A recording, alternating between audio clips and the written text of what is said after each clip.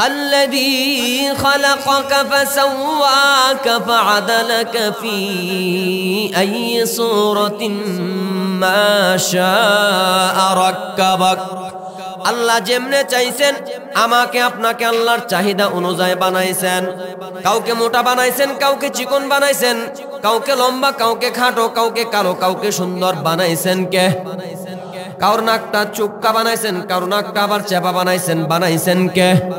আমার বাবাজি আল্লাহ তাআলা যেমনে চাইছেন এমন করে আমাকে আপনাকে বানাইছেন।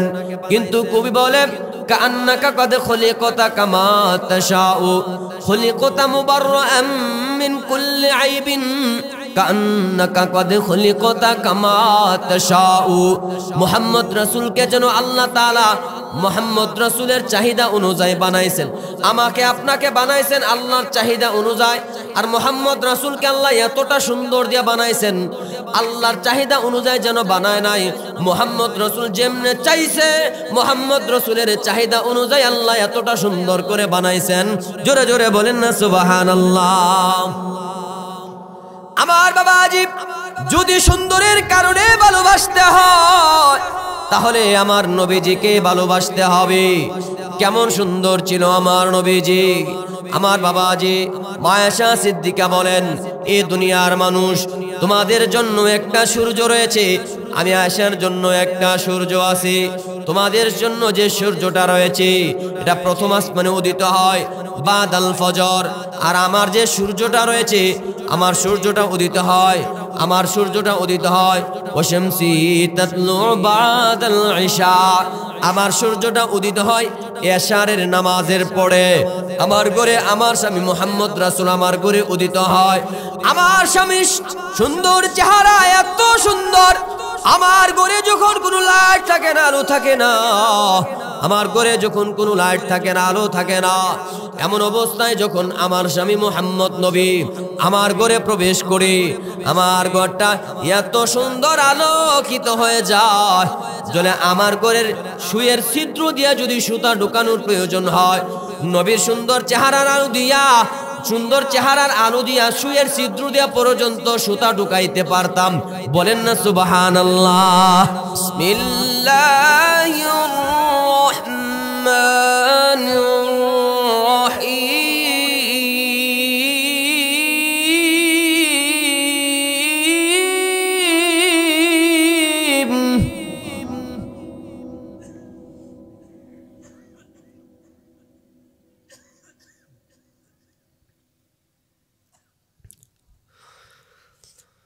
لا يستوي أصحاب النار وأصحاب الجنة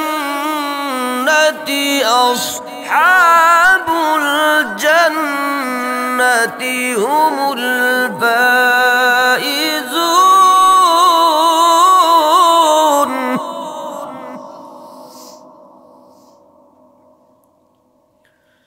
لو أنزلنا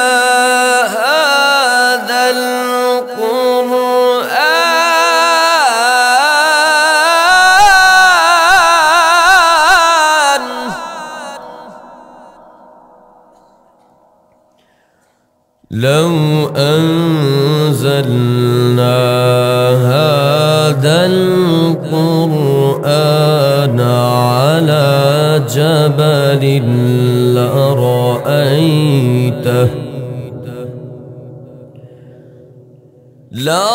لرأيته خاشعا متصدعا من خشية الله.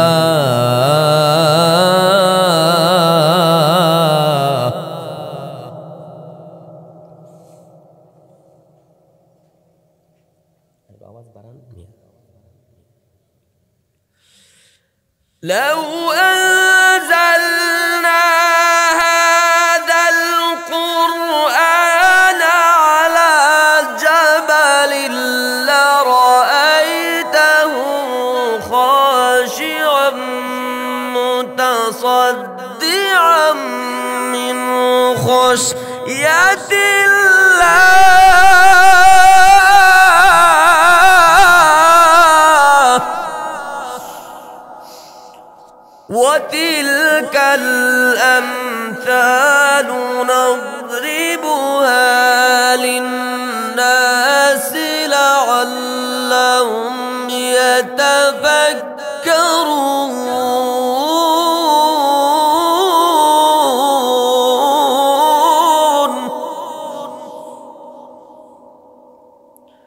وقال تعالى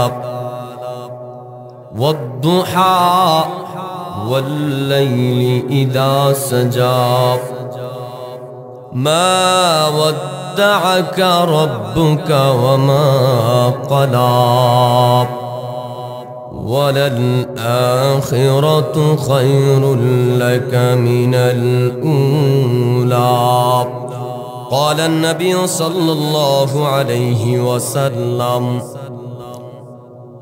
من صلى علي 10 في أول النهار و10 في آخر النهار نالت شفاعتي يوم القيامة أو كما قال عليه الصلاة والسلام شكل درود إبراهيم قرن اللهم صل على محمد وعلى آل محمد كما صليت على إبراهيم وعلى آل إبراهيم إنك حميد مجيد اللهم بارك على محمد وعلى آل محمد كما باركت على إبراهيم وعلى آل إبراهيم إنك حميد مجيد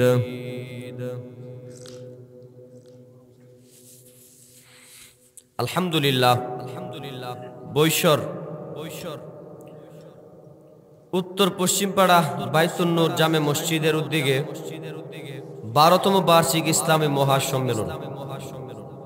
আজকের সম্মেলনের সম্মানিত সভাপতি উলামায়ে কেরাম, তোলাবে আজিজ, সামনে উপবিষ্ট মুরব্বী বাবারা, যুবক ভাইরা, পর্দার আড়ালের শ্রদ্ধেয় মা ও বোনেরা, আল্লাহ তাআলার শুকর যে আল্লাহ সুবহানাহু ওয়া তাআলা আপনাকে আমাকে মহাব্বত করে 2 দিন ব্যাপী মাহফিলের আজ শেষ দিন, আখেরি দিন মুনাজাতে অংশগ্রহণ করার জন্য, দিনই কিছু আলোচনা শোনার জন্য আসবার বসবার আল্লাহ তাআলা তৌফিক দিয়েছেন। অন্তর থেকে সকলে বলি আলহামদুলিল্লাহ। আর একটু আওয়াজে বলি আলহামদুলিল্লাহ। মুসলিয়ানে কেরাম, আমি আপনাদের মাঝে সূরা পড়েছি, সূরাতুদ দুহা। এটাকে সামনে রেখে কিছু আলোকপাত করার চেষ্টা করা, যদি আল্লাহ তাআলা তৌফিক দেন। মা তৌফিক ইল্লা বিল্লাহ। সুন্দর আলোচনা করতেছিলেন স্নেহভাজন অনুজ কারি মহিবুল্লাহ মাদানী সাহেব। আপনাদের মাঝে আগমন করবেন 2 দিন ব্যাপী মাহফিলের সম্মানিত প্রধান অতিথি আল্লামা মেরাজুল হক কাসেমি। হুজুর সময় মতো আগমন করবে, এতে আমরা খুশি না বেজার? যদি খুশি হয়ে থাকি তাহলে আরেকবার জোরে সোরে বলি আলহামদুলিল্লাহ। আমরা যারা এদিক সেদিক ঘোরাফেরা করছি, আমরা সকলে প্যান্ডেলের ভিতরে চলে আসি। মাহফিল প্রতিদিন হবে না, গপ গুজার, ঘুম, আড্ডা আমরা প্রতিদিন আমরা করতে পারবো। ইচ্ছা করলে আমরা আগামীকাল মাহফিল শুনতে পারবো না, কারণ আজকে তো মাহফিল শেষ। এজন্য মাহফিল শোনা দরকার আছে না নাই? যারা এদিক সেদিক এখনো ঘোরাফেরা করছেন, প্যান্ডেলের ভিতরে চলে আসেন। আলহামদুলিল্লাহ, ফায়দা হবে ইনশাআল্লাহ, ফায়দা হবে। 12 দিন পর্যন্ত নবীর কাছে ওহী আসে না, বন্ধ ছিল। 12 দিন পর্যন্ত যখন নবীর কাছে ওহী আসে না, ওহী না আসাতে বেঈমানরা টিটকারি করতে লাগলেন, কি ব্যাপার, মুহাম্মদের খোদা কি মুহাম্মদকে ভুলা গেছে নাকি? বেঈমানরা যখন টিটকারি করতে লাগলেন, তখন আল্লাহ পাক রব্বুল আলামিন নবীজিকে সূরাতুদ দুহা নাজিল করে নবীজির সান্ত্বনা দিলেন। বলেন সুবহানাল্লাহ। অথবা মুফাসসিরিনে কেরাম বলেন, নবীজি 4 দিন যাবত অসুস্থ ছিলেন। 4 দিন যাবত অসুস্থ থাকার কারণে তাহাজ্জুদের জন্য নবীজি দাঁড়াতে পারে নাই। তাহাজ্জুদের জন্য যেহেতু নবীজি দাঁড়াতে পারে নাই, এজন্য বেঈমানরা টিটকারি করতে লাগলেন, কি ব্যাপার, মুহাম্মদের খোদা মুহাম্মদের প্রতি রাগ করলো নাকি, তাকে দূরে সরায় দিছে নাকি? অসুস্থতা নবীর আল্লাহ তাআলা নবীজির অসুস্থতা দেওয়ার কারণে বেঈমানরা টিটকারি করতে লাগলেন। তো আল্লাহ তাআলা তাদের টিটকারির জবাব, দাঁত ভাঙা জবাব দেওয়ার জন্য সূরাতুদ দুহা নাজিল করে নবীজির সান্ত্বনা দিলেন। তো মুসল্লিয়ানে কেরাম, আপনাদের এলাকায় মানুষ কি নাই নাকি আসবে? চিন্তা করছে যে না নাই, ভাইরাল তো বর্তমান যুগে তো ভাইরাল। আসলে আমার প্রতিদিন মাহফিলে যে মানুষ হয় 10 ভাগের 1 ভাগ আপনারা নাই, এই জন্য আমি অল্প মানুষ কথা বলতে আমার নিজের কাছে তুষ্ট লাগতেছে। এলাকার মানুষ বাড়িতে বসে রয়েছে, ভাইরাল খোঁজার দরকার। ভাইরাল যদি সিদ্দিক চোর হয়, সিদ্দিক চোরা, তো মানুষ আইব দেখার জন্য। ওয়াজ কিটা করবো পরে, আগে ভাইরাল হুজুর আইছে দেখাল। তো আমার বাবাজি, আজকে আলোচনা করব তো দুনিয়ার মধ্যে মানুষ তো ভালোবাসে, তো আমার রসুলকেও ভালোবাসতে হবে। কারণ আমার রসুলকে যদি কেউ কথা বলে, কটাক্ষ করে, আমার আল্লাহ তাদের দাঁত ভাঙা জবাব দেওয়ার জন্য সাথে সাথে আয়াত নাজিল করে প্রতিবাদ করেন। সুতরাং সেই নবীজিরে ভালোবাসা দরকার আছে না নাই?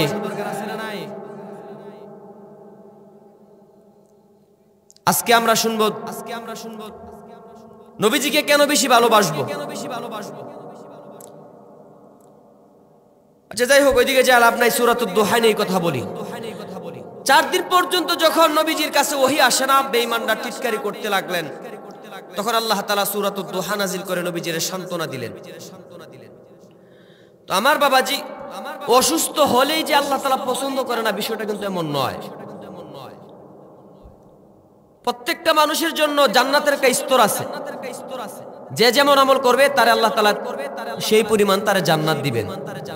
তো আপনাকে আল্লাহ তাআলা উচ্চ মর্যাদার জান্নাত দিতে চায়, কিন্তু এখন যারে আল্লাহ উচ্চ মর্যাদার জান্নাত দিবে সে পর্যন্ত সে পৌঁছাতে পারে না, আমল দিয়ে যাইতে পারবে না। এজন্য মৃত্যুর আগে আল্লাহ তাআলা কিছুদিন তার অসুস্থতা ফালায় রাখেন। অসুস্থতা দিয়া বান্দার যে নামে, তার নামে যে বরাদ্দ ছিল জান্নাতের মকাম, অসুস্থতা দিয়ে আল্লাহ তাআলা তার জান্নাতের ওই মকাম পর্যন্ত পৌঁছায়া দেয়। সুবহানাল্লাহ। অনেক সময় তো অসুস্থ হইলে আমরা তো টিটকারি করি, আরে এত বড় বুজুর্গ বিছনায় পড়ে রইছে, এমন কই কিনা আমরা না। অসুস্থ হলে তাকে কখনো টিটকারি করতে নাই, তুচ্ছ চোখে দেখতে নাই। যারা আল্লাহ মহব্বত করেন তারা আল্লাহ অসুস্থতা দেন। তার অসুস্থতা দিয়া, তার গুনাহ মোচন করিয়া কবরের জগতে তার আল্লাহ জান্নাত দেওয়ার জন্য দুনিয়াতে কিছুদিন অসুস্থতা দেয়। বলেন সুবহানাল্লাহ। তো নবীজি অসুস্থ ছিলেন, আল্লাহ তাআলা সূরাতুদ দুহা নাজিল করলেন, সান্ত্বনা দিলেন। মনে মনে নবী চিন্তা করলেন, আমার আল্লাহ কি আমার প্রতি অসন্তুষ্ট হলেন কিনা। তখন আল্লাহ তাআলা নবীজির সান্ত্বনা দেয়।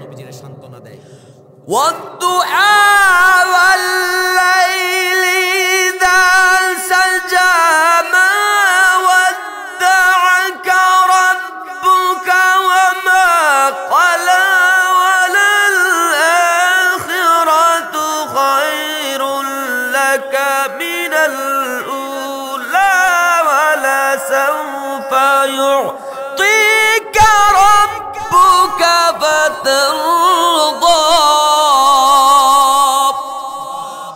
আর একটু আওয়াজে বলেন না আল্লাহু আকবার। আমার বাবাজি খেয়াল করে শুনেন, বেঈমানরা যখন ওহী আসে না নবীর কাছে, বেঈমানরা টিটকারি করেন, মুহাম্মদের খোদা কি মুহাম্মদকে দূরে সরায়া দিল নাকি। আবু লাহাবের স্ত্রী উম্মে জামিল নবীজির নিয়ে টিটকারি করেন।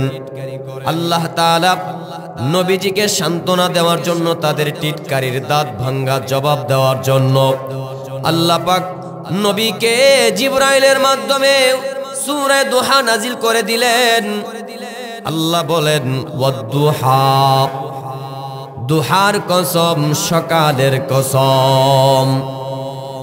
দুহা বলা হয় সূর্য ওঠা থেকে নিয়ে সূর্যটা সোজা হওয়ার আগ পর্যন্ত যে সময় আছে এটারে দুহা বলা হয়। সকালের কসম। আমার বাবাজি আল্লাহ বলেন ওয়াল-লাইলি ইযা সাজা, গভীর রাতের কসম। যেহেতু আল্লাহ গভীর রাতের কসম খেয়েছেন এজন্য মুফাসসিরিনে কেরাম বলে আল্লাহ তাআলা সকাল দ্বারা দুহা বলে পুরা দিন মুরাদ নিয়েছেন। আল্লাহ দিনের কসম খায়া বলেন, গভীর রাতের কসম খেয়ে বলেন, মা ওয়াদ্দাআকা রাব্বুকা ওয়া মা ক্বালা। দোস্ত আমার, আমি আল্লাহ আপনার প্রতি অসন্তুষ্ট হয় নাই, আমি আল্লাহ আপনাকে দূরে সরায় দেয় নাই, আপনার থেকে আমি আল্লাহ তাআলা মুখ সরায় নেয় নাই, আপনার প্রতি আমি আল্লাহ অসন্তুষ্ট হয় নাই। বলেন সুবহানাল্লাহ। আল্লাহ পাক রব্বুল আলামিন রাত দিনের কসম খেয়ে বলেন, আমার বাবাজি খেয়াল করে শুনেন, আল্লাহ দিনের কসম খায়া বলতেছেন, রাতের কসম খায়া বলতেছেন। তার মানে এটা নয় আমরা মানুষ হয়ে রাত দিনের কসম খাইতে পারবো। অনেক মহিলা আছে সন্তানের মাতার কসম, মৃত বাবার মাটির কসম, মৃত বাবার কবরের কসম, গাছের কসম, মাছের কসম খায়। মুসলমানের জন্য মাখলুকের নাম নিয়ে কসম মাখলুকের নাম নিয়ে কসম খাওয়া মুসলমানের জন্য জায়েজ নয়। মানুষ শুধু কসম খাবে আল্লাহর নামে। বলেন কার নামে? এছাড়া অন্য কোনো মাখলুকের নাম নিয়ে কসম খাওয়া জায়েজ নাই। আমার বাবাজি, আল্লাহ তাআলা তিনি খালেক, মাখলুকের নাম নিয়ে কসম খাইতে পারেন, এটা উনার শান। খাওয়া উনার জন্য শান মোতাবেক উনি খাইতেই পারেন। আল্লাহ পাক রব্বুল আলামিন রাত দিনের কসম খায়া বুঝাইতে চায়, এখন রাত অন্ধকার, তার মানে সকাল আসবে না, আলো আসবে না, বিষয়টা এমন নয়। অন্ধকার দেখে তোমরা ভাবিও না আলো আসবে না, সকাল আসবে না। রাত যেমন সত্য, দিন যেমন সত্য, এটাও সত্য। রাতের অন্ধকারের পরে একটা আলোকময় সকাল আসবে, এটাও সত্য। কিছুদিন যাবত ওহী আসা বন্ধ, তার মানে এটার জন্য আপনি এটা ভাইবেন না ওহী আর আসবে না, একবারে অন্ধ হয়ে গেছে। আমি আপনার প্রতি রাগ করছি ওহী না আসার কারণে, এমন ভাবার কোনো দরকার নয়। কিছুদিন ওহী আসা বন্ধ, আবার কিছুদিন পরে আমি আল্লাহ দিনের মতো, আলোক সজ্জার মতো আমি আল্লাহ তাআলা যেমন ভাবে দিনের পরে রাত আনি, রাতের পরে দিন আনি, অন্ধের পরে আলো আনি, আলোর পরে অন্ধ আনি, ঠিক তেমন ভাবে ওহী কিছুদিনের জন্য ওহী আসা বন্ধ, আমি আল্লাহ তাআলা আবার কিছুদিন পরে ওহী নাজিল করব। সূরা দুহা নাজিল করে আমার আল্লাহ তাআলা তাদের দাঁত ভাঙ্গা জবাব দিলেন। বলেন সুবহানাল্লাহ। এখন যে রাত, কোনো সন্দেহ আছে? শুধু মুসলমানের জন্য রাত নাকি সব ধর্মের জন্য রাত? সব ধর্মের মানুষ বিশ্বাস করবে এখন রাত, কোনো সন্দেহ নাই। আমার বাবাজি খেয়াল করে শুনেন, রাত যেমন সত্য, দিন যেমন সত্য। আল্লাহ রাত দিনের কসম খায়া বুঝাইতে চায়, রাত যেমন সত্য, দিন যেমন সত্য। আমি আমার দোস্ত মুহাম্মদের প্রতি রাগ করি নাই, অভিমান করি নাই, তার থেকে আমি আল্লাহ মুখ সরায় নেয় নাই, এটাও সত্য, তার মধ্যে কোনো সন্দেহ নাই। বলেন সুবহানাল্লাহ। একটা আওয়াজে বলেন না সুবহানাল্লাহ। আমার বাবাজি খেয়াল করে শুনেন, তারপরে আল্লাহ বলতেছেন, ওয়ালাল আখিরাতু খায়রুল লাকা মিনাল উলা। ওগো হাবিব আমার, ইসলামের প্রথম যুগের চাইতে পরের যুগটা আপনার জন্য উত্তম। আমার বাবাজি, আমার আলোচনা বুঝতে হলে আপনাদের খেয়াল করে শোনা লাগবে। আল্লাহ বলতেছেন ইসলামের প্রথম যুগের চাইতে পরের যুগটা আপনার জন্য উত্তম। ইসলামের প্রথম যুগে ওহী না আসলে বেঈমানরা আপনারে টিটকারি করে, মজাক করে। দুনিয়ার চাইতে পরকালটা আপনার জন্য উত্তম। দুনিয়ার মধ্যে বেঈমানরা আপনারে কত কষ্ট দেয়, কত গালি দেয়, এমন একটা সময় আসবে যেদিন জান্নাতের মধ্যে আপনারে কেউ কষ্ট দিবে না, গালিও দিবে না। নবীজি ইসলামের জন্য আপনি অনেক ত্যাগ স্বীকার করতেছেন, সুতরাং করতে থাকেন। দুনিয়ার চাইতে পরকালটা আপনার জন্য উত্তম। বলেন না সুবহানাল্লাহ। ওহী না আসলে বেঈমানরা টিটকারি করে, মজাক করে। আমার বাবাজি নবীরে গালি দিয়েছেন আল্লাহ তাআলা, নবীর জন্য আয়াত নাজিল করে সান্ত্বনা দেয়া দিলেন। তো সেই নবীরে ভালোবাসা দরকার আছে না নাই? এজন্য মানুষ মানুষকে ভালোবাসে চার কারণে। আমার আল্লাহ যেমন ভালোবাসে, আমার আল্লাহ দুরূদ পড়ে, নামাজ পড়ে না, রোজা রাখে না, হজ করে না, যাকাত দেয় না, কিন্তু আমার আল্লাহ নবীর উপর ঠিকই কিন্তু দুরূদ পড়ে কিনা? আমার বাবাজি, সেই নবীরে ভালোবাসা দরকার আছে না নাই? নবীরে বেঈমানরা টিটকারি করলে আল্লাহ তাআলা আয়াত নাজিল করে নবীজির সান্ত্বনা দেয়। সুতরাং সেই নবীজিরে ভালোবাসতে হবে। দুনিয়ার মধ্যে ভালোবাসে চার কারণে। আমার বাবাজি, আল্লাহ রাসূল বলে, তুমি পিতার চাইতে, মাতার চাইতে, আত্মীয় স্বজন, ভাই বেরাদার, বন্ধু বান্ধব যারা আছে সকলের চাইতে আমি রাসূলকে বেশি ভালোবাসতে হবে। হাদিস আপনারা জানেন, লা ইউমিনু আহাদুকুম হাত্তা আকুনা হাব্বা ইলাইহি মিন ওয়ালিদিহি ওয়া ওয়ালাদিহি ওয়ান নাসি আজমাইন। পিতার চাইতে, মাতার চাইতে, সন্তান, বিবি, বাল বাচ্চা সকলের চাইতে ভালোবাসতে হবে রাসূলকে। যদি ভালোবাসতে পারো তাহলে তোমার ঈমান পূর্ণ হবে। বলেন সুবহানাল্লাহ। হযরত ওমর বললেন, ইয়া রাসূলুল্লাহ, আমি তো আপনারে খুব ভালোবাসি, মহব্বত করি, নিজের মাল সম্পদের চাইতে বেশি ভালোবাসি। রাসূল বললেন, তুমি পরিপূর্ণ ঈমানদার হতে পারো নাই। ইয়া রাসূলুল্লাহ, আমি আপনারে ভালোবাসি নিজের মাতা-পিতার চাইতে। ইয়া রাসূলুল্লাহ, আপনারে নিজের মাতা-পিতার চাইতে বেশি ভালোবাসি। রাসূল বললেন, এখনো পরিপূর্ণ ঈমানদার হতে পারো নাই। ইয়া রাসূলুল্লাহ, আমি আপনাকে নিজের জানের চাইতে বেশি ভালোবাসি। রাসূল বললেন, এবার তুমি পরিপূর্ণ মুমিন হতে পারছো। বলেন সুবহানাল্লাহ। রাসূলের ক্ষেত্রে কোনো আপোষ নাই। বেঈমানরা টিটকারি করেছেন, সূরা দুহা নাজিল করে নবীজির সান্ত্বনা দিলেন। আমার বাবাজি, এজন্য সেই রাসূলকে যদি ভালোবাসতে পারি তাহলে নবীজির শাফায়াত আমাদের পাওয়া, হাসরের ময়দানে আমাদের জন্য আল্লাহ তাআলা নাজিল করবেন, নবীর শাফায়াত আমাদেরকে নসিব করবেন। এজন্য মানুষ মানুষকে ভালোবাসে চার কারণে। চারটা কারণ যদি আমরা গবেষণা করি সহজে বুঝে আসবে রাসূলকে কেন বেশি ভালোবাসতে হবে। আমার বাবাজি, রাসূল বললেন, মাতার চাইতে, পিতার চাইতে, সকলের চাইতে আমি রাসূলকে বেশি ভালোবাসতে হবে। এখন প্রশ্ন জাগে, একজন মা তার সন্তানকে কত কষ্ট করে লালন পালন করে, সেই সন্তান মায়ের চাইতে রাসূলকে কেন বেশি ভালোবাসবে? যে বাবা এত টাকা পরিশ্রম করে, টাকা সন্তানের পিছনে খরচ করে, সন্তানকে মানুষ করার জন্য মেহনত করে, সেই সন্তানকে মানুষ করার জন্য মেহনত করে, সেই সন্তান পিতার চাইতে রাসূলকে কেন বেশি ভালোবাসবে? প্রশ্ন জাগে কিনা? আমার বাবাজি, আজকে শুনবো রাসূলকে কেন বেশি ভালোবাসতে হবে। মানুষ মানুষকে ভালোবাসে চার কারণে। চারটা কারণ আপনাদেরকে বলবো, খেয়াল করে শুনতে হবে। মানুষ মানুষকে ভালোবাসে চার কারণে। পৃথিবীতে চার কারণের উপর কোনো ভালোবাসা নাই। এক নাম্বার জামালিয়ত, সুন্দর, সুন্দর বাড়ি, সুন্দর গাড়ি, না সুন্দর নারী, যারা দেখতে সুন্দর এটারে মানুষ মহব্বত করে ভালোবাসে। কথা বলেন ঠিক কিনা? দুই নাম্বার কামালিয়ত, যোগ্যতা থাকলে, যোগ্যতাবান চেয়ারম্যান, ডাক্তার, ইঞ্জিনিয়ার, যার মধ্যে যোগ্যতা আছে তারে মানুষ মহব্বত করে ভালোবাসে। তিন নাম্বার নাওয়ালিয়ত, অনুগ্রহ করলে, উপকার করলে মানুষ মানুষকে মহব্বত করে। চার নাম্বার কারাবিয়ত, রক্তের সম্পর্ক থাকলে মানুষ মানুষকে ভালোবাসে। চারটা কারণে যদি আমরা গবেষণা করি তাহলে বুঝে আসবে রাসূলকে বেশি ভালোবাসতে হবে। যে রাসূলকে আমার আল্লাহ এত ভালোবেসেছেন, সেই রাসূলকে আমরা কেন ভালোবাসবো? আমার বাবাজি, মানুষ দুনিয়াতে ভালোবাসে চার কারণের মধ্যে এক নাম্বার হচ্ছে জামালিয়ত, সুন্দরের কারণে মানুষ মানুষকে ভালোবাসে।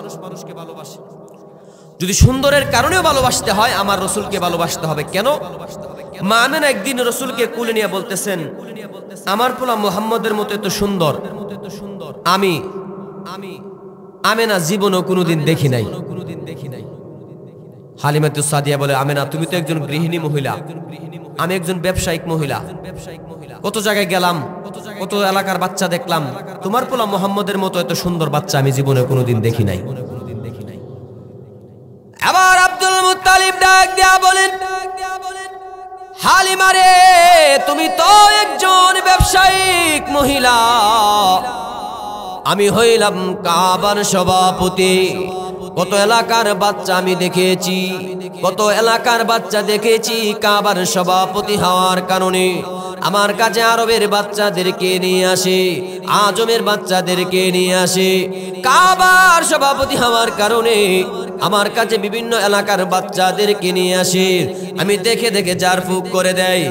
কিন্তু আমার নাতি মুহাম্মদের মতো এত সুন্দর বাচ্চা আমি জীবনে কোনোদিন দেখি নাই। এবার ডাক দেয়া বলেন, এবার জিবরাইল ডাক দেয়া বলে, এ আব্দুল মুত্তালিব, তুমি তো মাত্র কাবার সভাপতি, আমি হইলাম ফেরেশতাদের সভাপতি। এ আব্দুল মুত্তালিব, আল্লাহ তাআলা ফেরেশতা বানাইছে আমি ফেরেশতা দেখেছি। জিবরাইল বলেন, এ আব্দুল মুত্তালিব, জিন জাতি বানাইছেন আমি তাদেরকে দেখেছি।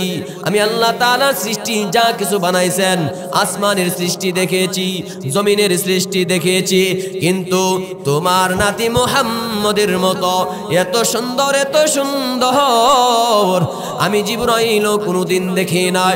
এবার আল্লাহ ডাক দিয়ে বলে, এ জিবরাইল, তুমি তো আমি আল্লাহ যা বানাই তুমি তা দেখো, যা বানাই না তুমি তা দেখতে পাও না।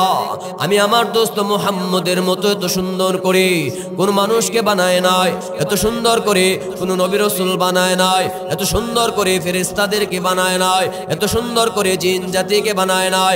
আমি আমার দোস্ত মুহাম্মদের মতো এত সুন্দর,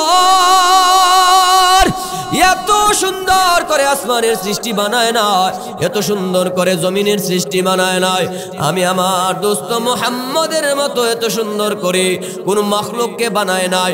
সবচাইতে সুন্দর এবং অবয়ব সুরত দ্বারা আমি আমার দোস্ত মুহাম্মদকে বানাইছি। জোরে জোরে বলেন না সুবহানাল্লাহ। আমার বাবাজি খেয়াল করে শুনেন, যদি সুন্দরের কারণে ভালোবাসতে হয় তাহলে আমার নবীজিকে ভালোবাসতে হবে। কেন জানেননি? আমার নবীও সুন্দর, ইউসুফ নবীও সুন্দর। আমার নবীর সৌন্দর্য শুনতে হলে ইউসুফ নবীর সৌন্দর্য একটু টাচ দেওয়া লাগে। আমার বাবাজি খেয়াল করে শুনেন, ইউসুফ নবীর সৌন্দর্যের দিকে যখন পাগল হয়ে গেল, জুলাইখা যখন পাগল হয়ে যায়, জুলাইখা যখন ইউসুফের জন্য পাগল হয়ে যায়, মিশরের মহিলারা টিটকারি করে, এরে জুলাইখা, তোমার মধ্যে কি কোনো রুচি না হয়? গোরের গোলাম ইউসুফের জন্য কেমন করে তুমি পাগল হয়ে গেলাম?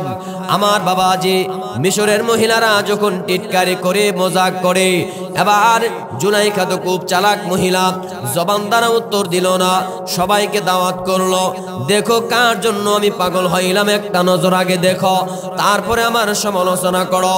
এই মিশরের মহিলারা সকলকে দাওয়াত করলেন, স্টেজ বানায়া প্যান্ডেল বানালেন।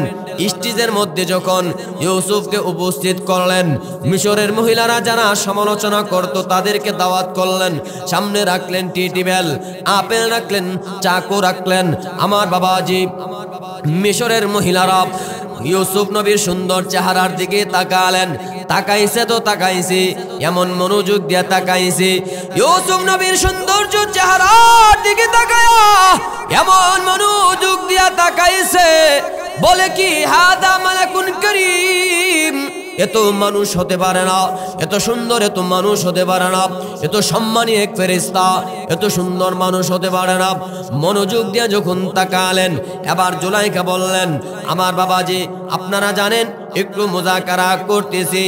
জুলাইখা বললেন, চাকু রাখলাম, এবার চাকু দ্বারা আপেল কাটো। আল্লাহু আকবার। মিশরের মহিলারা চাকু দিয়ে আপেল কাটতে গিয়া তারা তাদের আঙ্গুলকে পর্যন্ত কেটে দিয়েছে। কোরআনের মধ্যে এসেছে আঙ্গুল পর্যন্ত কেটে দিয়েছে, বলতে পারে না, এমন মনোযোগ দিয়ে ইউসুফ নবীর সৌন্দর্য চেহারা তারা দেখতেছে। মুফাসসিরিনে কেরাম বলে, এর দুনিয়ার মানুষ, মিশরের মহিলারা তারা তো মাত্র ইউসুফ নবী, তারা তো মাত্র তাদের আঙ্গুলকে কেটে দিয়েছে। ওই মিশরের মহিলারা যদি আমাদের নবী বিশ্ব নবী রাহমাতাল লিল আলামিন নবীরে দেখতো রে, একটা নজর যদি দেখতো, তারা যদি আমাদের নবী বিশ্ব নবী রাহমাতাল লিল আলামিন নবীরে একটা নজর দেখতো রে, তারা তাদের কলিজা পর্যন্ত কেটে দিত, তারপরে বলতে পারতো না আপেল কাটে নাকি কলিজা কাটে। জোরে জোরে বলেন না সুবহানাল্লাহ। আরেকটু আওয়াজে বলেন সুবহানাল্লাহ। সর্বকালের সর্বশ্রেষ্ঠ মহামানব আহমদ, যার প্রেমের সুধা পেয়ে মুগ্ধ বিশ্ব জগৎ, সেই আহমদ যদি হয় এত সুন্দর,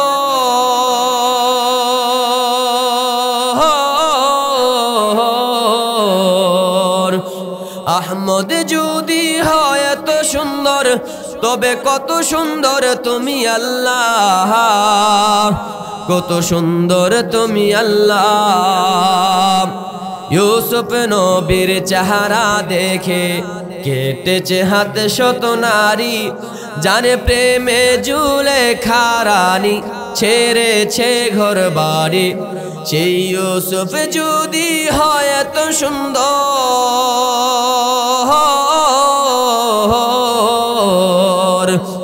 ইউসুফ যদি হয় এত সুন্দর, তবে কত সুন্দর তুমি আল্লাহ, কত সুন্দর তুমি আল্লাহ। জোরে জোরে বলেন না আল্লাহু আকবার। আমার বাবাজি, যদি সুন্দরের কারণে ভালোবাসতে হয় তাহলে আমার নবীজিকে ভালোবাসতে হবে। কথা বলেন ঠিক কিনা? কেন কেন জানেননি? আমাকে আপনাকে আল্লাহ বানাইছেন আল্লাযী খালাকাকা ফাসাওয়াকা ফাআদালাকা ফি আইয়ি সূরাতিন মা শাআ রাক্কাবাক। আল্লাহ যেমনে চাইছেন আমাকে আপনাকে আল্লাহর চাহিদা অনুযায়ী বানাইছেন। কাউকে মোটা বানাইছেন, কাউকে চিকন বানাইছেন, কাউকে লম্বা, কাউকে খাটো, কাউকে কালো, কাউকে সুন্দর বানাইছেন কে? কারোর নাকটা চোক্কা বানাইছেন, কারোর নাকটা আবার চেপা বানাইছেন কে? আমার বাবাজি, আল্লাহ তাআলা যেমনে চাইছেন এমন করে আমাকে আপনাকে বানাইছেন। কিন্তু কবি বলে কান্নাকা কদ খুলিকতা কামা তাশাউ, খুলিকতা মুবাররাআম মিন কুল্লি আইবিন, কান্নাকা কদ খুলিকতা কামা তাশাউ। মুহাম্মদ রাসূলকে যেন আল্লাহ তাআলা মুহাম্মদ রাসূলের চাহিদা অনুযায়ী বানাইছেন। আমাকে আপনাকে বানাইছেন আল্লাহর চাহিদা অনুযায়ী। আর মুহাম্মদ রাসূলকে আল্লাহ এতটা সুন্দর দিয়ে বানাইছেন, আল্লাহর চাহিদা অনুযায়ী যেন বানায় নাই। মুহাম্মদ রাসূল যেমনে চাইছে মুহাম্মদ রাসূলের চাহিদা অনুযায়ী আল্লাহ এতটা সুন্দর করে বানাইছেন। জোরে জোরে বলেন না সুবহানাল্লাহ। আমার বাবাজি, যদি সুন্দরের কারণে ভালোবাসতে হয় তাহলে আমার নবীজিকে ভালোবাসতে হবে। কেমন সুন্দর ছিল আমার নবীজি। আমার বাবাজি মায়েশা সিদ্দিকা বলেন, এই দুনিয়ার মানুষ তোমাদের জন্য একটা সূর্য রয়েছে, আমি আয়েশার জন্য একটা সূর্য আছে। তোমাদের জন্য যে সূর্যটা রয়েছে এটা প্রথম আসমানে উদিত হয় বাদাল ফজর, আর আমার যে সূর্যটা রয়েছে আমার সূর্যটা উদিত হয়, আমার সূর্যটা উদিত হয় ওয়াশামসি তাতলু বাদাল ইশা, আমার সূর্যটা উদিত হয় এশারের নামাজের পরে। আমার ঘরে আমার স্বামী মুহাম্মদ রাসূল আমার ঘরে উদিত হয়।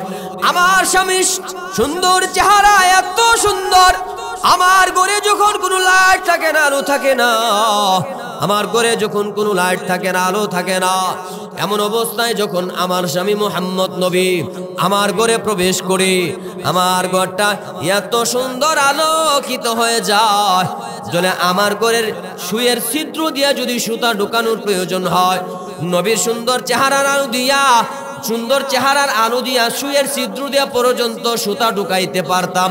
বলেন না সুবহানাল্লাহ। যদি সুন্দরের কারণে ভালোবাসতে হয় আমার নবীজিকে ভালোবাসতে হবে। কথা বলেন ঠিক কিনা? দুই নাম্বার, মানুষ মানুষকে ভালোবাসে। এই মাউথগুলা শ্বাস টানে, ভিতর থেকে অনেক শ্বাস টানে। এগুলা মাউথ পাল্টাইন, দামি মাউথ লাগাইন মিয়া, নাহলে বক্তারে মারবেন আপনারা যা করতেছে। বক্তার ওয়াজ করতে দিতেন না, হ্যাঁ মাউথ শ্বাস টানে, দামি মাউথ লাগাইবেন। দুই নাম্বার কামালিয়ত। যোগ্যতা থাকলে মানুষ মানুষকে মহাব্বত করে ভালোবাসে। ইঞ্জিনিয়ার যোগ্যতা আছে মহাব্বত করে, ডাক্তারের যোগ্যতা আছে বিজেট দিয়ে চিকিৎসা নিবে। চেহারা ডাক্তারের দেখতে সুন্দর, চিকিৎসা করতে গেলে যদি রোগী মাইরালা আপনারা কি চিকিৎসা তার থেকে আনবেন? চেহারা কালো হইলো চিকিৎসা ভালো হইলো, বিজেট ভালো হইলো, 2000 বিজেট নেন, চিকিৎসা ভালো, সমস্যা নাই, তার থেকে আপনারা চিকিৎসা নিবেন। ছেলে আসছে বিবাহ করার জন্য, মেয়ের চাচা জিজ্ঞাসা করে তুমি যে আমার মেয়ে বাতিজের বিবাহ করতে আইছো যোগ্যতা কি আছে? বলে আমার কিছু যোগ্যতা নাই, সুন্দর একটা চেহারা আছে। চাচা বলে এই মিয়া তোমার চেহারা দেখলে আমার বাতিজের পেট ভরবো, যাও তোমার কাছে বিবাহ হবে না। আরেকজন গেছে চেহারা দেখতে কালো বেশ্রী, কিন্তু চাচা জিজ্ঞাসা করে বেতন কত, যোগ্যতা কি? বলে 1.5 লক্ষ বেতন পায়। চাচা বলে তোরই তো খুঁজতে চায়, তোরই দরকার, আত্মীয় তোমার সাথে লাগাইতে চায়, এমন হয় কি না? যোগ্যতা থাকলে মোহাব্বত লাগায়। আমার বাবাজি, যদি যোগ্যতার কারণে ভালোবাসতে হয় আমার নবীজিকে ভালোবাসতে হবে। কেমন যোগ্যতা ছিল আমার নবীজির? ইহুদি ব্যক্তি নবীর কাছে গিয়া বলতেছেন, এই মুহাম্মদ মৃত গুইসাপটা যদি জীবিত করতে পারো তাহলে তোমার ধর্ম ইসলাম গ্রহণ করব। আমার বাবাজি নবীজি ইশারা করলেন, নবীজি ইশারা করতে দেরি হয়েছে আর মৃত গুইসাপটা জীবিত হইয়া সাক্ষ্য দিতে দেরি করলেন না রে ইহুদি। উনি যে আল্লাহর পক্ষ থেকে রাসূল, এর মধ্যে কোনো সন্দেহ নাই। যোগ্যতা আছে না নাই? যার কথা শুনে মৃত গুইসাপ জীবিত হয়ে যায়, তার যোগ্যতা আছে না নাই? এই যে চন্দ্র দেখতেছেন, কালো দাগ দেখা যায়। বেঈমানরা নবীর কাছে গিয়া বলে, মুহাম্মদ, চন্দ্রকে যদি দ্বিখণ্ডিত করতে পারো তাহলে তোমার ধর্ম ইসলাম গ্রহণ করব। নবীজি শাহাদাত আঙ্গুলের ইশারা করলেন। নবীজির আঙ্গুলের ইশারার মাধ্যমে চন্দ্র পর্যন্ত দ্বিখণ্ডিত হয়ে গেছে। বলেন না সুবহানাল্লাহ। আমার বাবাজি, যদি যোগ্যতার কারণে ভালোবাসতে হয়, আমার নবীজিকে ভালোবাসতে হবে। কেমন যোগ্যতা? যার কথা সূর্য শুনে কেমন তার যোগ্যতা। আমার বাবাজি, আলীকে নবীজি একদিন সফর সঙ্গী বানায়া যুদ্ধের ময়দানে গেলেন। যুদ্ধের ময়দানে যাওয়ার পরে ফেরার সময় নবীজি ক্লান্ত হয়ে গেলেন। নবীজি আলীরে ডাক দেয়া বলে, আলী রে, একটা গাছ বের করো, গাছের নিচে আমি একটু আশ্রয় নিব, গাছের নিচে আমি একটু আশ্রয় গ্রহণ করব। অনেক খোঁজাখুঁজির পরে আলী একটা গাছ বের করলেন। গাছ যখন বের করলেন, নবীজি আলীর উরুর মধ্যে মাথা দিয়া দিলেন। আরামের ঘুম ঘুমায়া গেছে। নবীজি আরামের ঘুম ঘুমায়া গেছে। আলীর উরুর মধ্যে নবীজি মাথাটা দিয়ে আরামের ঘুম ঘুমায়া গেছে। ঘুম তো ভাঙে না। এদিক দিয়ে আলী দেখতেছে আসরের নামাজটা চলে যায়। সূর্যটা নিবু নিবু ভাব, সূর্যটা নিবু নিবু ভাব। আমার বাবাজি আলী চোখের পানি ছেড়ে দিয়া কান্না করেন। এক ফোঁটা চোখের পানি, আলীর এক ফোঁটা চোখের পানি নবীজির গা মুবারকে পড়ে যায়। নবীজির ঘুম ভাঙে গেছে। তাকায়া দেখে আলী তো কান্না করে। এ আলী, কিসের জন্য তুমি কান্না করো? ওগো নবীজি, তাকায়া দেখেন সূর্যটা নিবু নিবু ভাব, সূর্যটা ডুবে যাচ্ছে। আসরের নামাজ তো পড়তে পারি নাই। ওগো নবীজি, আসরের নামাজ ছুটে যায়, এজন্য আমি চোখের পানি ছেড়ে দিয়া কান্না করে। আমার বাবাজি এক ওয়াক্ত নামাজ চলে যায়, আলী চোখের পানি ছেড়ে দিয়া কান্দে। আরে নবী বলে, আলী ফিল জান্নাত, জান্নাতের সার্টিফিকেট যে আলী দুনিয়াতে পাইলেন, পাওয়া সত্ত্বেও এক ওয়াক্ত নামাজ চলে যায়, তারপরে কান্না করেন। আর আমরা তো এমন এক আল্লাহর বান্দা, কত আসর, কত মাগরিব, কত এশা চলে যায়, আল্লাহর বান্দা নামাজ পড়ার জন্য মনে চায় না। অথচ রাসূল বলে, লা সাহমা ফিল ইসলাম লিমান লা সালাতা লাহু, যে বান্দা নামাজ পড়ে না, ইসলামে তার কোনো অংশ থাকে না। নবী বলে, আউয়ালু মা ইউহাসাবু ফিহিল আবদু ইয়াউমাল কিয়ামাতিস সালাত, হাসরের ময়দানে সর্বপ্রথম নামাজের হিসাব নেওয়া হবে। কত নামাজ চলে যায় আল্লাহর বান্দা, কিন্তু নামাজের জন্য মন কাঁদে না। সুস্থ একটা দেহ পাইলাম, তারপরও আল্লাহর হুকুম নামাজ পড়তে পারি না। কত মানুষ আছে আতুর কানা লেংরা, তারপরও আল্লাহর হুকুম যখন নামাজের জন্য আজান চলে আসে, আল্লাহর বান্দার সব কাম ফালায়া মসজিদে চলে যায়। সুস্থ একটা দেহ পাওয়ার পরেও আল্লাহর বান্দা ঘুমায়া খেল তামাশায়, রং তামাশায় জিন্দেগির হায়াত কেটে যায়। তারপরে আল্লাহর বান্দা মসজিদে নামাজ এখনো ধরতে পারে না। ধরবে ধরবে মনে অনেক আশা, নামাজ ধরবে, কিন্তু ধরতে পারলো না, কবরে তো চলে গেল। এমন মানুষ দুনিয়াতে আসছিল কিনা? নামাজ ধরবে ধরবে অনেক আশা করছিল, কিন্তু নামাজ তো ধরা হলো না, কবরে চলে গেছে। এমন হয়েছে কিনা? আমার বাবাজি, কোন দিন জানে মালাকুল মউতে সাক্ষাৎ আমাদের সাথে করে ফেলে। এজন্য নবী বলে, সাল্লু কাবলা আন তুসাল্লু, তোমার নামাজ মানুষে পড়ার আগে আগে তুমি নিজে নামাজি বান্দা হয়ে যাও। একদিন তো আমার আপনার নামাজ পড়া হবে, জানাজার নামাজ মানুষ পড়বে। বলি মুখে জানাজার নামাজ কয়টাও বোঝা গেল, প্রত্যেকের নামে একটা নামাজ বাজেটে আছে, জানাজার নামাজ। সেদিন আমি পড়বো না, আমার নামাজ মানুষে পড়বে নাকি? নবী বলে, তোমার নামাজ মানুষে পড়ার আগে নিজে নামাজি বান্দা বনে যাও। আমার বাবাজি আলী যখন চোখের পানি ছেড়ে দিয়া কান্না করেন, নবী বলে, আলী রে নামাজের জন্য কান্না করবে না, রহমত স্বরূপ আল্লাহ আমারে পাঠাইছেন, বেনামাজিকে নামাজি বানানোর জন্য আল্লাহ পাঠাইছেন। আমার জন্য তোমার নামাজ কাজা হয়ে যাবে এমনটা তো হতে পারে না, রহমত স্বরূপ আল্লাহ পাঠাইছেন। ওয়ামা আরসালনাকা ইল্লা রাহমাতাল লিল আলামিন।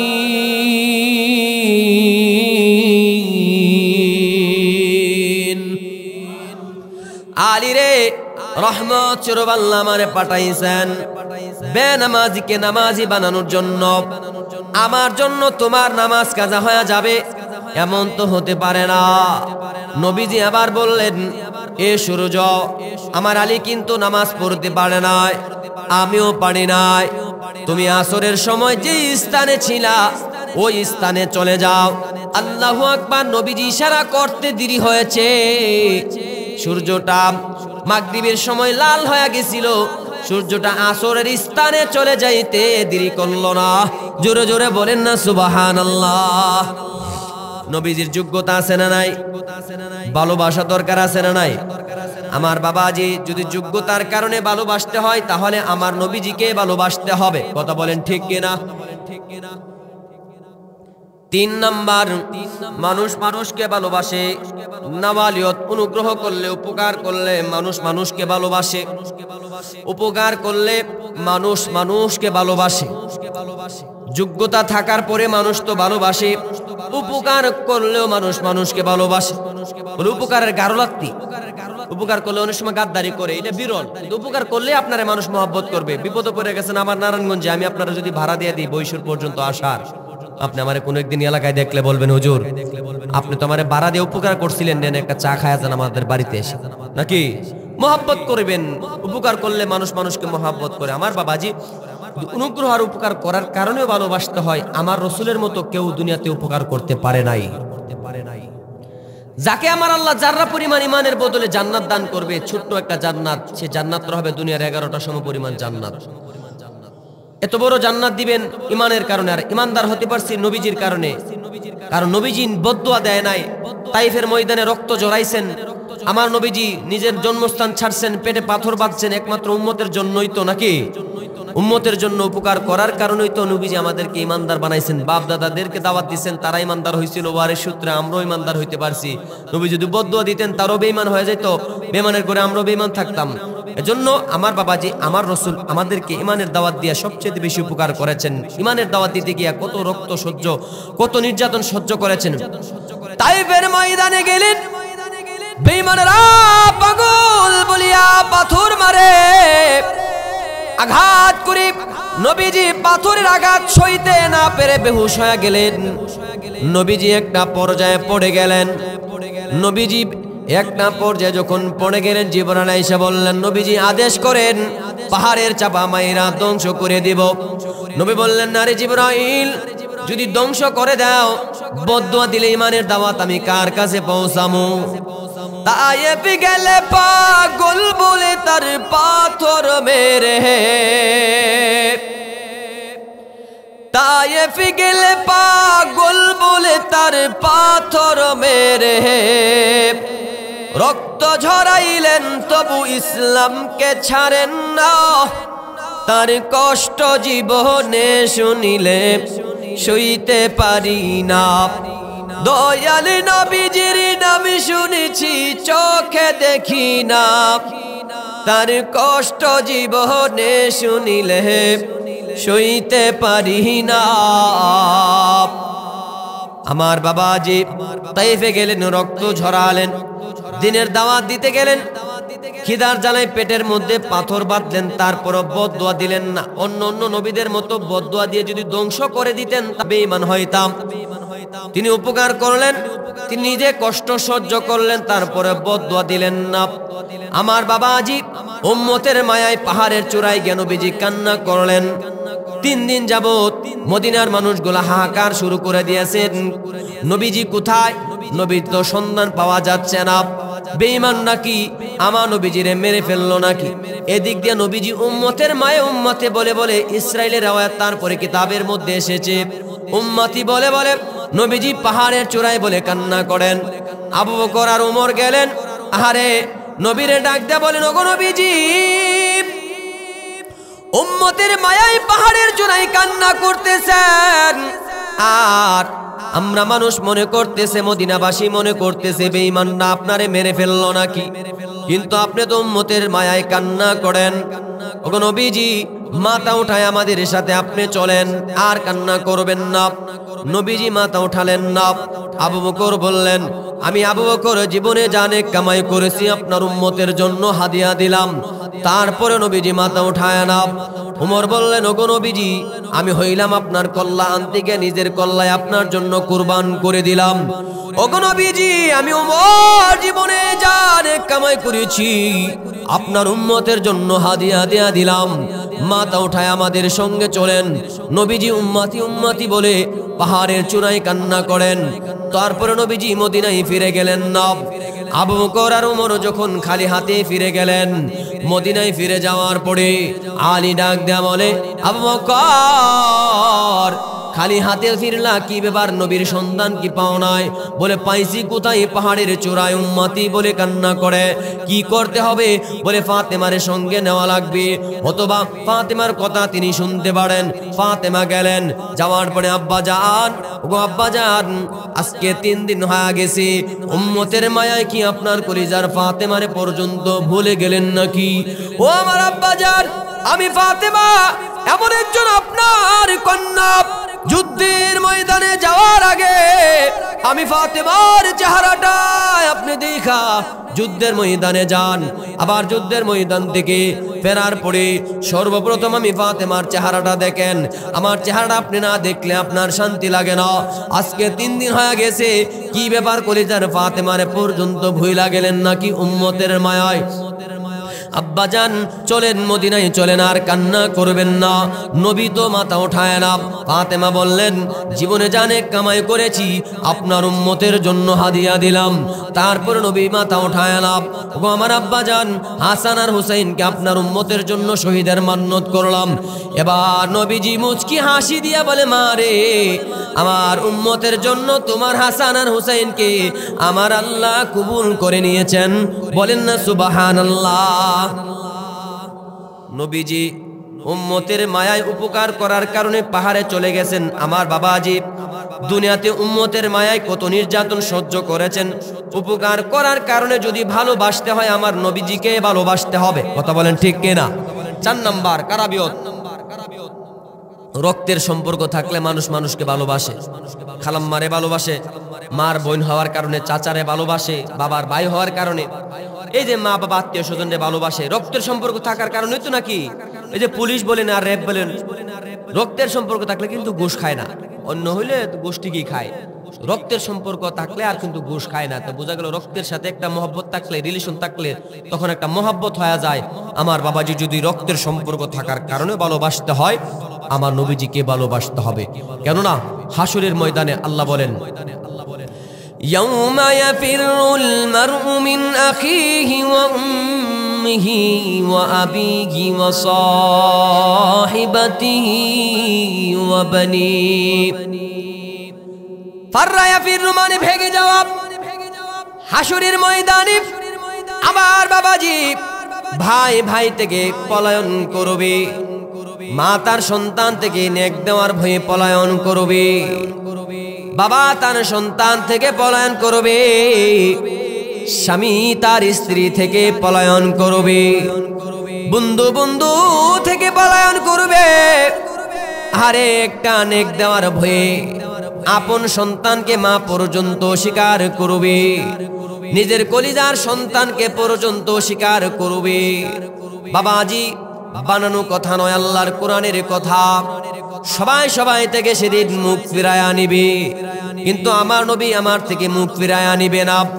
নবী বললেন, সবার চাইতে আমাকে বেশি ভালোবাসতে হবে। কেন নবীকে বেশি ভালোবাসবো? খেয়াল করে শুনেন। হাসরের ময়দানে মাতা পিতা তো দূরের কথা, আল্লাহ বলেন, আল ইয়াউমা নাখতিমু আলা أفواههم وتكلمنا أيديهم وتشهد أرجلهم بما كانوا يكسبون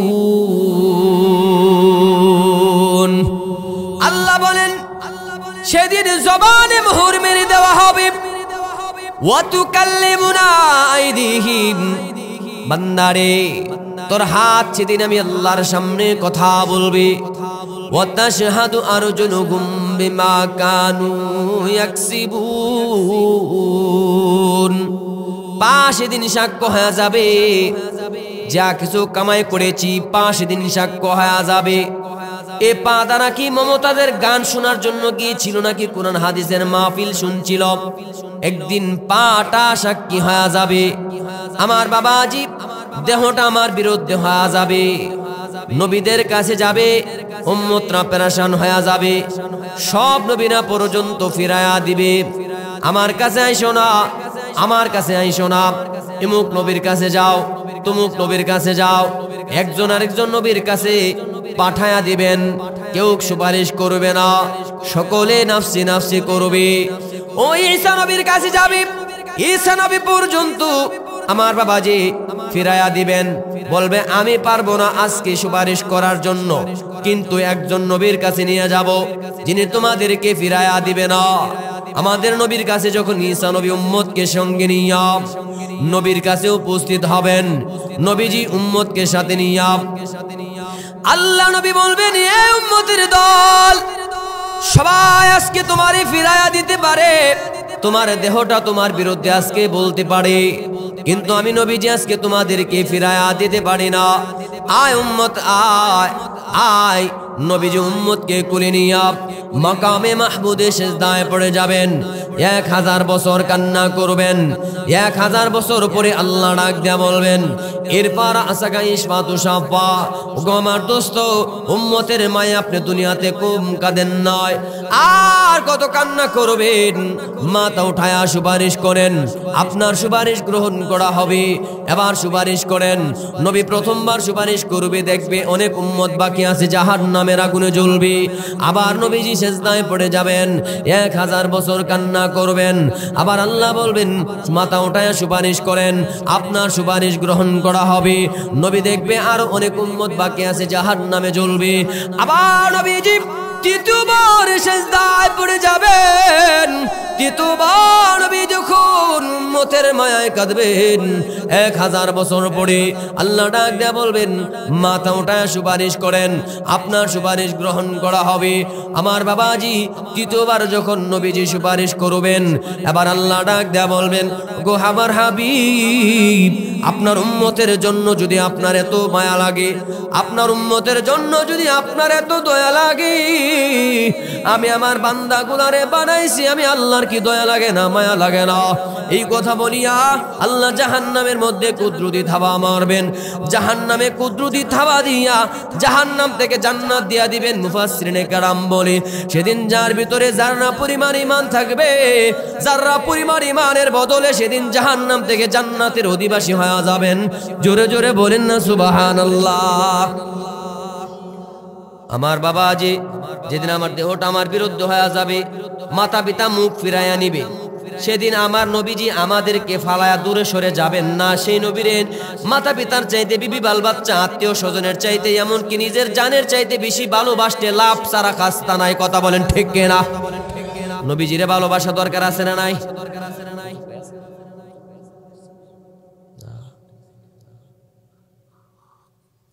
নবীরে ভালোবাসা দরকার আছে না নাই এই যে আমার বাড়ি গাড়ি করেন এগুলা কি আমাদের সঙ্গে যাবে নবীর শাফায়াত দরকার আছে না নাই আমার বাবা যে আল্লাহর নবী বলেন ইন্না আউলান নাসি বি আকসারুহুম আলাইয়া সালাতান আল্লাহর নবী বলেন আমি নবীজির শাফায়াত তারাই পাবে যে যত বেশি দুরূদ শরীফ পাঠ করবে আমি নবীজির শাফায়াত পাওয়ার জন্য সে সবচেয়ে বড় হকদার যে যত বেশি দুরূদ পাঠ করবে আল্লাহর নবী আরো বলেন মান সাল্লা আলাইয়া আশরান ফি আউয়ালিন নাহার ওয়া আশরান ফি আখিরিন নাহার আল্লাহর নবী বলেন সকাল বেলা 10 বার সন্ধ্যা বেলা 10 বার সাল্লাল্লাহু আলাইহি ওয়াসাল্লাম সাল্লাল্লাহু আলাইহি ওয়াসাল্লাম।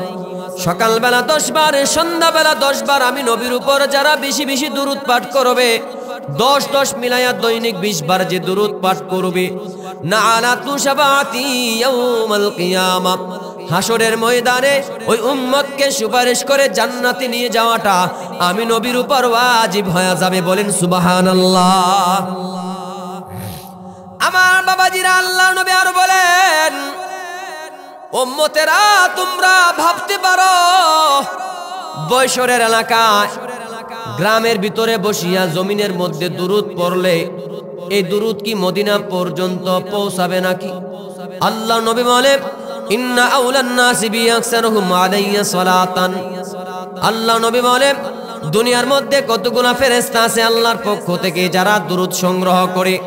কে দুরূদ পড়লো বৈশরে, কে দুরূদ পড়লো পাকশিমুলে, কে দুরূদ পড়লো বাংলাদেশে, কে দুরূদ পড়লো ভারতে, কে দুরূদ পড়লো আজমে, কে দুরূদ পড়লো আরবে, কে দুরূদ পড়লো আমেরিকা, কে দুরূদ পড়লো আফ্রিকা। দুরূদগুলা সংগ্রহ করে করে ইউবাল্লিগুনি মিন উম্মতি সালাম, উম্মতের দুরূদ আর সালামগুলা সংগ্রহ করিয়া আমি নবীর রওজার কাছে যখন পৌঁছায়া দেয়, আমি নবীজি রওজার ভিতরে থাকিয়া তাদের দুরূদ আর সালামের জবাব দিতে থাকি। বলেন সুবহানাল্লাহ। আল্লাহ নবী আরো বলেন, উম্মতেরা শোনো, 5 শ্রেণীর মানুষের জন্য আল্লাহর জান্নাত অপেক্ষা করে। আচ্ছা বলেন তো, আল্লাহর জান্নাত যদি আমাদের জন্য অপেক্ষা করে, আমাদের আর কোনো টেনশন আছে? ইন্নাল জান্নাতা তাশতাকু ইলা 5 নাফার, 5 শ্রেণীর মানুষের জন্য আল্লাহর জান্নাত অপেক্ষা করে।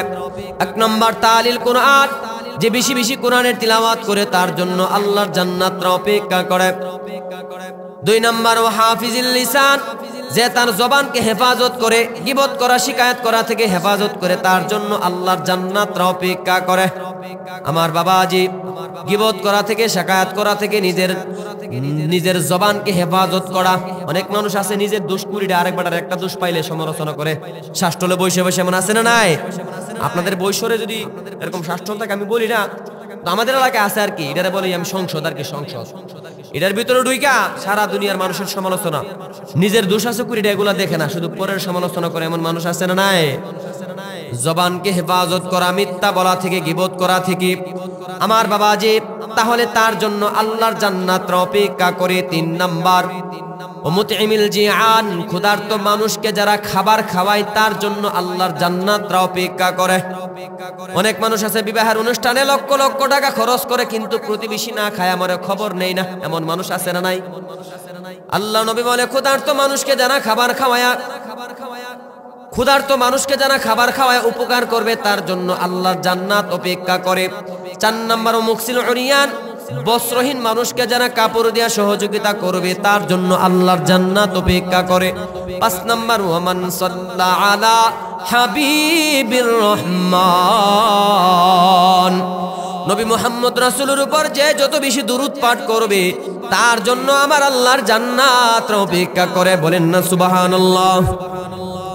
আমার বাবাজি, আল্লাহ নবী আরো বলেন, মান সাল্লা আলাইয়া ওয়াহিদা সাল্লাল্লাহু আলাইহি আশারা, একবার দুরূদ পাঠ করলে আল্লাহ তার উপর 10টা রহমত নাজিল করে।